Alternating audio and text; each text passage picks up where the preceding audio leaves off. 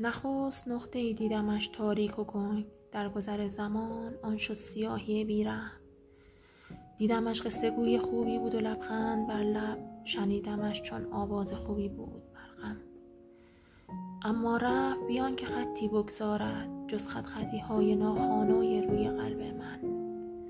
آینه‌ای برداشتم تا بیابم نشانه‌ای از خود، چیزی ندیدم جز چین و چروک های پرغم.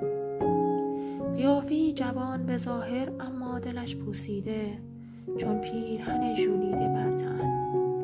کاش می دیدمش و می گفتمش ز غم، هیهات که رفت بی سخن و بی خبر از من. او یاری بی وفا جز جفا کاری نکرد، غم گذاشت روی زمین و کسی بر نداشت جز من. آنقدر سنگین است این توشه یار، که خمیده کرد شانه های سبک من. کاش می شد بارش می نهادم بر زمین، تا نفس کشند جان و دل و شانه های من.